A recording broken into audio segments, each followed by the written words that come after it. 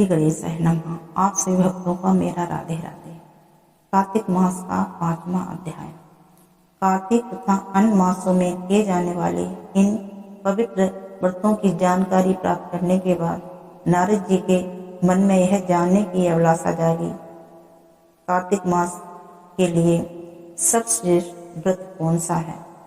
उन्होंने इस बारे में ब्रह्मा जी से पूछा। ब्रह्मा जी ने उत्तर में कहा, पुत्र, अब मैं तुम्हें उस परम गोपनीय और अटल फलदायी नत व्रत के बारे में बताता हूँ, जो सुख, सौभाग्य और मोक्ष के साथ साथ स्त्रियों को अटल सुहाग भी देता है।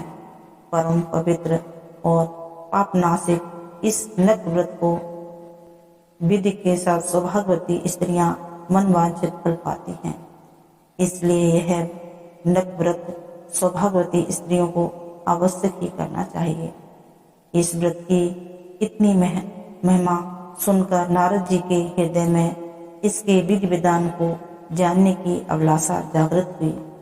नारद जी की जिज्ञासा शांत करते हुए ब्रह्मा जी ने मुस्कुराकर कहा, हे वत्स, यह अति गोपनीय और देव दुर्लभ व्रत है, परंतु तुम्हारे से इसने और लोक कल्याण की भावना से कार्तिक मास के इस व्रत के बारे में बतलाता हूँ।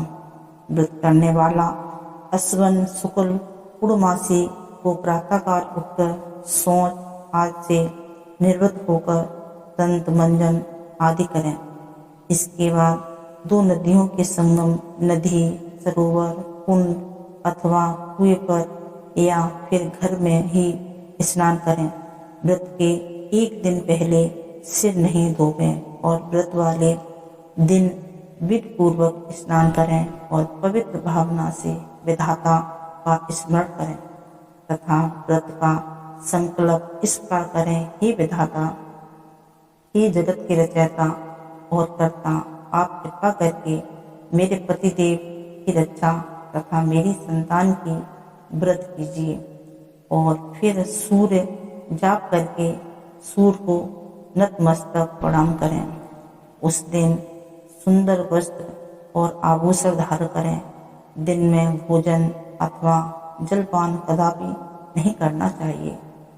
पूरे दिन निराहार रहकर भजन कीर्तन और पूजा में दिन व्यतीत करना चाहिए। पूजन विधि के बारे में ब्रह्मा जी ने कहा कि सायंकाल में हमारी ब्रह्मा जी की चांदी के पात्र में दूध डालकर पूजा करनी चाहिए। सोना, चांदी, तांबा अथवा मिट्टी की ब्रह्मा जी की प्रतिमा बनावें, उसको लाल वस्त्र पहनावें और विधि पूर्वक पूजन करें। चांदी के पात्र में रखे हुए दूध को सोने की मतनी से मथें। साथ ही यह प्रार्थना करें कि हे ब्रह्मा जी, मुझे भोग आदि के लिए गौ प्रदान करके मेरी संपत्ति की वृद्धि करिए। मेरे पतिदेव को धन धान युक्त और चिराव कीजिए तथा बहुत से दास दासियां प्रदान कीजिए। इसके पश्चात ब्राह्मण को भोजन कराए और अपने कुल के वृद्धों और वृद्धाओं को बहुत स्वादिष्ट पकवान खिलाकर उनकी आत्मा को तृप्त करें। फिर तारों को देकर स्वयं भोजन करें। यह अश्विन पूर्णमासी को किए जाने वाला ब्रह्मा जी को नत व्रत है। यह व्रत सब प्रकार के पापों को नाश करने वाला है, समस्त कामनाओं को पूर्ण करने वाला तथा ज्ञानी पुरुषों को मुक्ति देने वाला है। भगवान जप, तप तथा तीर्थ स्थान से उतने प्रसन्न नहीं होते जितने कि इस व्रत से होते हैं। जो ब्रह्मा जी के आगे इस दिन कपूर जलाता है, उसको बड़े वृक्षों और गऊं के दान का फल मिलता है तथा उसके कई कुल वैकुंठ में वास करते हैं।